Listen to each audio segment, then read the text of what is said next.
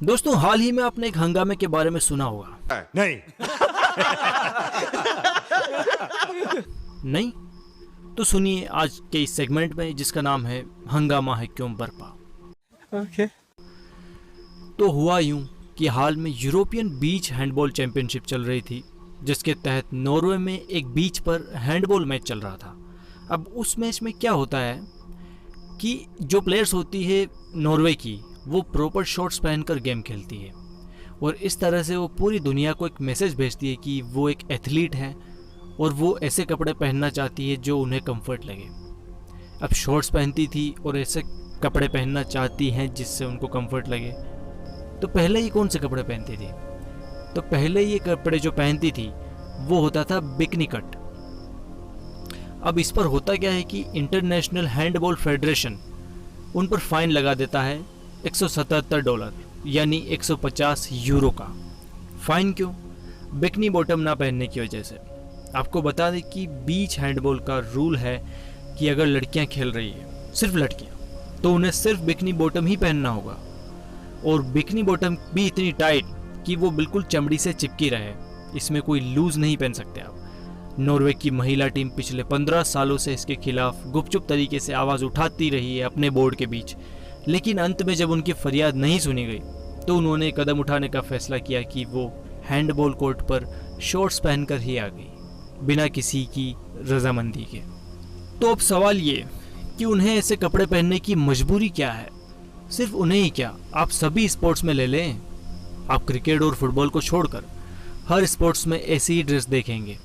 आपको हर स्पोर्ट में ऐसी ड्रेस देखने को मिलेगी। 2017 की बात है, बैडमिंटन फेडरेशन ने महिला एथलीट को ओवरसाइज्ड शॉर्ट्स पहनने की छूट दी और इसके बाद एथलीट ने लंबे शॉर्ट्स पहनना शुरू किया।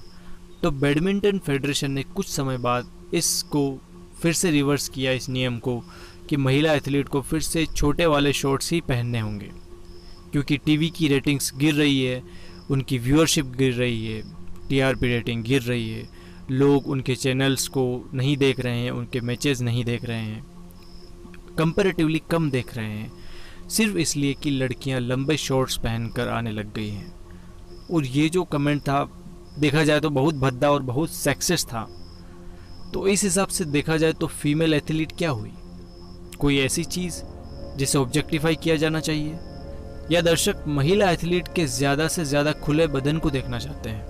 तो आखिर में एक महिला एथलीट को मजबूरी में छोटे शॉर्ट्स पहनना पड़ा क्योंकि फेडरेशन की मांग यही थी।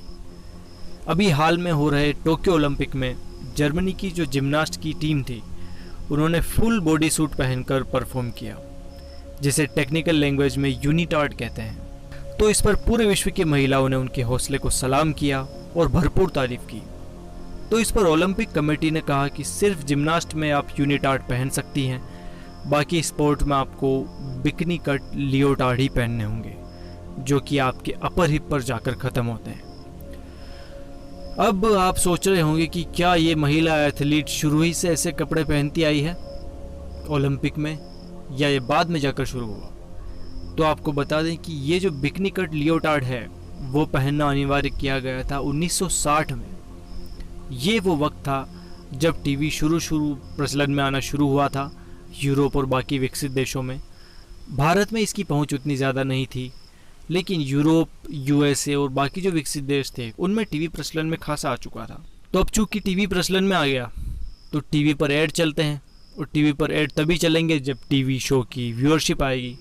और व्यूअरशिप लाने का एक तरीका ये था कि महिलाओं के जो कपड़े हैं उनको छोटा कर दिया जाए, ताकि उसके पीछे जो आदमी है, मेल जो सोसाइटी है, पुरुष वर्ग है, वो उन चीज़ों को ज़्यादा देखे।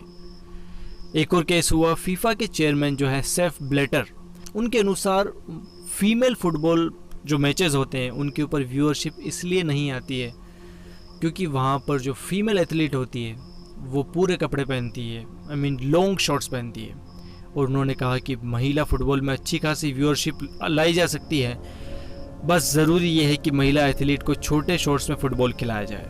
इनडायरेक्टली उनका साफ कहना है कि अगर महिला फुटबॉल को बढ़ावा देना है तो ज़रूरी है कि एथलीट ज़्यादा रिवीलिंग, ज़्यादा छोटे कपड़े पहने जिनसे उनका शरीर दिखे। ये काफ़ी अजीब सी स्टेटमेंट थी, लेकिन इस पर किसी ने ज़्यादा हंगामा खड़ा नहीं किया। बात फिर घूम फिर कर वहीं आ जाती कि क्या सिर्फ टेलीविज़न रेटिंग पॉइंट के लिए ही ये सब किया जाता है? एथलीट के कंफर्ट, उनकी डिग्निटी और उनकी खुद की चॉइस का क्या? क्या इतने छोटे कपड़े पहनकर परफॉर्म करते वक्त एथलीट कॉन्शियस फील नहीं करती होगी? क्या वो अपने खेल पर पूरा ध्यान बनाए रख पाती होगी? और अगर लोगों को महिलाओं के शरीर को ही देखना है तो क्या वो बेवोच और दूसरी नंग धड़ंग चीज़ें नहीं देख सकते? और हैरानी की बात यह है कि दशकों से ये चीज़ें चलती आ रही है। पुरुष एथलीट अपनी मर्जी की पोशाक पहन सकते हैं, लेकिन महिला एथलीट का ड्रेस कोड फिक्स है। ऐसा क्यों? और उससे बड़ी हैरानी की बात यह कि किसी ने इसके खिलाफ आवाज़ तक नहीं उठाई। हम 21वीं सदी में जी रहे हैं, 1960 से 2021 आ चुका है और अब जाकर इसके खिलाफ आवाज़ उठाई गई है, ऑलमोस्ट आफ्टर 60 ईयर्स। खैर, नॉर्वे में जो महिला एथलीट ने हिम्मत दिखाई है वो बिल्कुल काबिल तारीफ़ है और उनके सपोर्ट में दुनिया भर से कई महिला सेलिब्रिटी आई हैं और उन पर जो जुर्माना लगा है वो इन सेलिब्रिटी ने देने की अपील की है। हालांकि जुर्माना कोई बड़ा नहीं है कि ये महिला एथलीट ना दे सके, लेकिन बात है एक साथ आवाज़ उठाने की। बात है डिस्क्रिमिनेशन, सेक्सिज्म, ऑब्जेक्टिफिकेशन के खिलाफ आवाज़ बुलंद करने की। उम्मीद है आने वाले समय में इस चीज़ पर सीरियसली एक्शन लिया जाएगा। इससे जुड़ी आपकी राय क्या है हमें ज़रूर बताएं। मिलते हैं किसी नए एपिसोड में किसी नए टॉपिक के साथ, तब तक के लिए इजाज़त दें। शुक्रिया।